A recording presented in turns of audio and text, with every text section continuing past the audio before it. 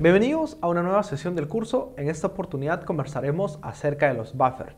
En la anterior sesión vimos que los buffers eran parte de una estrategia de control de variabilidad. Bueno, en esta sesión entraremos más a detalle de qué va este concepto, cuántos tipos de buffer existen y todo lo que corresponda a este concepto.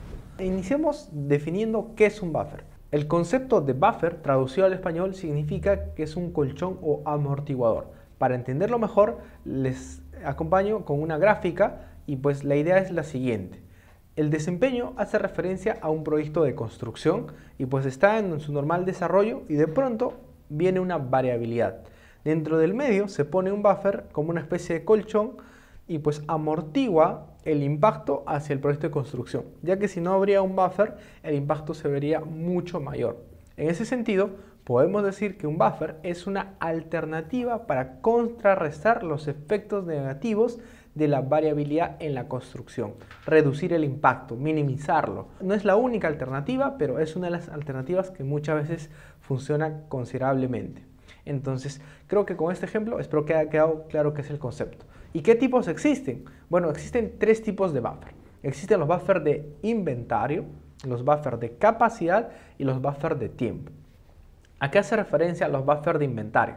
Bueno, se entiende como un buffer de inventario el tener una cantidad mayor, ya sea de materiales o equipos, para evitar que el flujo se detenga en caso que uno de estos falle.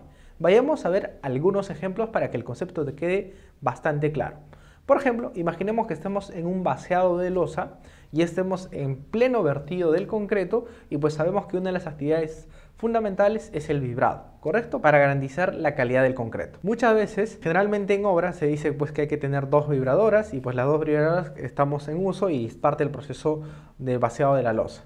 Pero imaginemos que estamos en un contexto que no estamos en la ciudad, sino estemos en una ampliación, por ejemplo, de una planta industrial donde es muy alejado de la ciudad, no hay lugares de compra y no hay mucho transporte ni zonas donde podamos conseguir rápidamente esas vibradoras. Imaginen que fallen las dos vibradoras y no tengamos de repuesto. ¿Qué va a pasar? Primero que nada, tengo que parar el proceso de vaciado porque no puedo vertir más concreto mientras que no tenga la vibradora. Por otro lado, ya tengo el concreto premezclado, los mixers, esperando, haciendo cola para el proceso de vaciado y no tengo la vibradora. Entonces, ¿qué tengo que hacer? Reaccionar rápido y pues adquirir una nueva vibradora o reparar la que se han fallado. En busca de un mecánico o en busca de comprar, pues eso demanda tiempo y sabemos que el concreto premezclado no puede estar más de 2 a 3 horas en el tambor del mixer.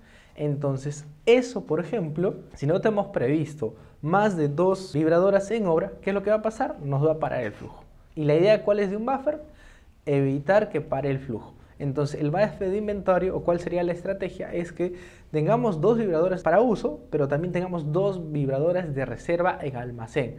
Que en caso, cuando estos fallen, podamos utilizar las 2 de reserva. Ingeniero, mientras que no se utilicen las 2 de reserva, es dinero que se está invertido y está durmiendo, donde no está generando y puede ser invertido en otro lado. Es correcto, pero muchas veces es necesario tenerlo y hacerlo.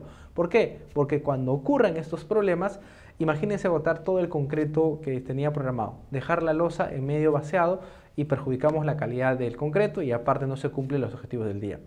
Eso es más grave que invertir en 2 vibradores. Por tanto, a eso hace referencia un buffer de inventario, a tener una cantidad mayor necesaria, ya sea de materiales o equipos, para evitar que el flujo se detenga. Un claro ejemplo, ya han visto el tema de las vibradoras. Que si no tengo vibradoras de reserva en almacén y en algún momento fallen, me pueden perjudicar y me pueden tener más problemas, ya que no solamente botamos concreto, paramos el recurso humano, tenemos parado a la losa y pues sabemos que no vamos a poder continuar mientras que no haya vibrado porque supervisión no lo va a aceptar. Vayamos a ver otro ejemplo de otro tipo de proyectos, que en este caso podemos hablar acerca de tendido de tubería para agua potable. Imaginemos que estamos en una zona rural y pues durante el proceso constructivo es primero que nada la excavación, posteriormente el encamado, la colocación de la tubería, el pasado de la prueba hidráulica. Si pasa adecuadamente la prueba hidráulica, recién pasamos al sobreencamado y lo tapamos. Entonces estamos en plena excavación y la idea pues es que la excavación no esté abierta la zanja durante 1 mes, 2 meses, 3 meses, ¿no? Sino que se abra, se coloque la tubería y se vuelva a pasar. Peor todavía si estamos en zonas de acceso o la tubería pase por carreteras, rápidamente debemos actuar. Entonces, ahí la pieza fundamental, si ustedes evalúan y uno es parte de este proceso constructivo, se dará cuenta que esa hay que hacer la prueba hidráulica. puesto que mientras que la prueba hidráulica no pase, no podemos tapar la tubería. Imaginemos que solo tenemos un balde de prueba hidráulica y en medio de la elaboración o la realización de este ensayo falle o se malogre el balde. ¿Qué va a pasar? Que pues al estar en una zona alejada, en zona rural, no vamos a poder repararlo, tenemos que mandarlo a otro lugar a repararlo o en su defecto que nos manden y se pueda comprar en otra zona. Entonces ya nos está parando el flujo, toda la gente que estaba pensada o la maquinaria para tapar la zanja, el sobreencamado y demás va a quedar estático. Y si no actuamos rápidamente, pues lo programado durante ese día o varios días va a quedar suelto. Pero ¿qué podríamos hacer de distinto? Al ser una prueba que demanda unas siguientes actividades, tal vez valdría la pena de tenerlo como reserva, ya que si uno falla, pues rápidamente en el almacén cojo la otra, que sería una de reserva, y pues con esa de reserva subsano y continúo con el trabajo. Entonces ya no el flujo para y continúa, de tal manera que podamos el normal desarrollo de la obra y pues no pare a mis recursos, porque siempre tener presente cuando hablamos de un proyecto de construcción de una actividad, no solamente se ve intervenido un recurso, sino varios recursos, que cuando se paren, todos esos recursos se paran o se frenan. Y si se frena, eso se ve traducido en costo, en tiempo y muchísimas veces no solamente en ello, sino también en conflictos sociales, problemas, como por ejemplo las zonas rurales, ¿no? Porque cuando pasamos las tuberías o el tendido, abrimos una zanja, en primera instancia nadie quiere que se le abra o se les cabe su terreno. Desde ya hay como que cierto recelo por parte de los beneficiarios. Y si lo tenemos abierto durante varias semanas, varios meses, empiezan a haber precipitaciones pluviales, algunos problemas acerca de los animales que se caen, entonces ya generamos otro tipo de problemas. Entonces lo ideal es que tengamos una visión global y para evitarnos estos problemas, por ejemplo, habría la pena aplicar un buffer de inventario, ya que respecto a un costo de un balde que esté de reserva, respecto a todo lo que se puede parar, es mucho menor. Aparte del buffer de inventario, también tenemos lo que son los buffers de tiempo. En este caso significa una generación de colchón de tiempo de tal manera que se pueda usar cuando haya complicaciones y de esa manera no salirnos del plazo establecido. Acá les muestro un ejemplo de un look ahead de programación de obra de 3 semanas donde ustedes pueden visualizar donde solamente está programado de lunes a viernes y donde no se está programando los sábados. ¿Cuál es la estrategia de esto? Pues que en caso falle alguna actividad o algo se vea perjudicado, algún equipo falle o simple y sencillamente lo que se había pensado que iba a hacer durante la semana no se pueda cumplir, se tome el sábado para que se pueda cumplir los objetivos, se pueda subsanar los problemas durante la semana y de tal manera que el sábado puedan cumplir con el objetivo de la semana en general.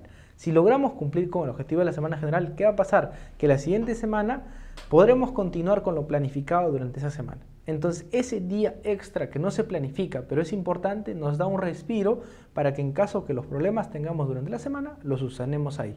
¿Cuál es el objetivo final? Pues cumplir siempre la programación o tener mayor probabilidad de cumplirlo. ¿Qué pasa si programo los días sábados más? Imaginemos que la primera semana he programado todos los días donde vamos a trabajar y pues he tenido problemas. La gente no ha rendido lo que he pensado y lo que tenía que hacer el sábado no lo he podido cumplir y solamente he hecho lo que es el viernes. Entonces lo que voy a hacer el sábado lo voy a patear para el siguiente lunes.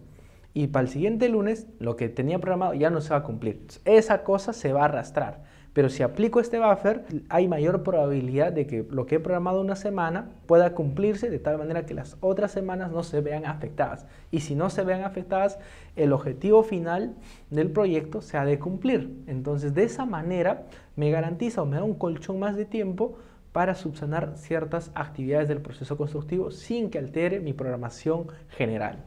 Por otro lado, hablamos de los buffers de capacidad. Son actividades o son partidas o tareas que no son parte de la ruta crítica, pero hay que tenerlas necesarias o preparadas para que en caso haya un exceso de materiales o haya pare de frentes, a la gente no la tengamos parada. Es decir, si hoy día me paran por X motivos la ejecución de un tramo de excavación, yo tenga un lugar para llevar a toda esta gente que había previsto y llevarlo a este lugar, de tal manera que la gente siga produciendo, tal vez no el lugar donde había esperado, pero ya es un lugar donde la producción continúe, de tal manera que los recursos como la mano de obra, las maquinarias, los materiales no queden estancados. Vayamos a ver algunos ejemplos. Acá, por ejemplo, les muestro lo que es una obra de saneamiento donde pues están en la etapa de excavación. La idea inicial era que lo que ven en la naranja era pues lo que iban a arrancar a ejecutar o lo que estaba programado, es parte de la ruta crítica. Pero de pronto tuvieron problemas de conflicto social, es decir, los pobladores o los beneficiarios se opusieron a que empiecen las excavaciones y si yo no tenía previsto esto, pero sin embargo ya tenían todo previsto a nivel de recursos, maquinaria, mano de obra, materiales y todo lo que conlleva este proceso constructivo. Pero de la noche a la mañana los beneficiarios pararon el tramo y evitaron que el equipo o la empresa pues arranque estos tramos. Entonces, ¿cuál es la idea? Si nos paran todo eso, todo ese equipo, toda esa gente, los recursos estarían parados, pero generalmente esto se vuelve en costos. Entonces, ¿a qué hace un buffer de capacidad? De tener tramos o frentes o lugares preparados que en caso tengan algunos problemas los frentes establecidos, la gente o los recursos puedan mandarse ahí y el ritmo de producción se mantenga hasta que se solucionen los problemas de los tramos principales. En este caso en particular, lo que era la línea naranja, donde inicialmente se había programado la actividad, pues se detuvo y se pasó de la línea naranja a las líneas verdes, de tal manera que el recurso que se intentaba invertir en un tramo establecido se llevó al otro tramo. Igualmente del segundo tramo al otro tramo. Entonces, si bien no se pudo cumplir con el trabajo de los tramos establecidos, pero la reproducción sigue continuando y los recursos no están parados. Entonces, a eso se llama un buffer de capacidad, tener ciertos trabajos extras para que en caso algo pare mi frente de trabajo, mi actividad, el recurso lo pueda invertir ahí y pueda continuar, ¿no? Entonces, haciendo un símil respecto a una edificación, estoy en proceso vaciado, muchas veces sabemos que el concreto a veces sobra, ¿no? Cuando uno está vaciando, a veces pide un poco de más y sobran pues un cubo, 2 cubos, 3 cubos, y si no tengo dónde vaciarlo, se pierde, ¿no? Pero eso en dinero es dinero que vale mucho. Entonces, lo ideal es tener ciertos lugares o elementos estructurales ya encofrados, preparados, listos, que en caso termine mi vaciado de losa y me esté sobrando material, lo pueda vaciar también estos elementos de tal manera que el material no se deseche. A eso se llama un buffer de capacidad, tener actividades que no formen parte de la ruta crítica, pero tenerlas preparadas que en caso algo me afecte o algo tenga de exceso, los pueda mandar ahí y se subsane y pues no pierda muchos recursos o no pierda dinero. Entonces a eso apunta un buffer de capacidad. ¿Y tú tienes tu buffer de capacidad? Cuéntame, seguramente has tenido algunos buffers. Bueno, espero que con eso haya quedado claro los 3 tipos de buffer. En conclusión, podemos decir que los buffers pueden ayudarnos a incrementar el rendimiento. Claramente porque evita que seamos golpeados duramente con la variabilidad, es como un colchón, como un amortiguador, pero hay que tener en cuenta lo siguiente. Si no está bien analizado, en otros casos puede reducirnos, es decir, puede haber muy exceso de buffer, nos podemos confiar muchísimo diciendo que tengo buffer por acá, por acá, por acá, pero en vez de ayudarnos a incrementar el rendimiento nos puede perjudicar. Entonces hay que tener los buffers necesarios en obra. Debe evitarse el utilizar solo la intuición o aproximaciones informales. Lo que realmente debemos hacer es diseñar, controlar y monitorear los buffers en los proyectos. Entonces no solamente se trata de aplicar buffer por aquí, por allá, sino hay que tener sentido, medición, controlar y monitorear los buffers para que realmente funcionen y pues cumplan su verdadera función de contrarrestar la variabilidad. Bueno, es una alternativa bastante potente que muchas veces se aplica constantemente en obra y espero pues que a partir de ahora, si aún no lo aplicabas, lo empieces a aplicar y si ya lo aplicas, cuéntame qué tipos de buffer tienes. Nos vemos en la siguiente sesión.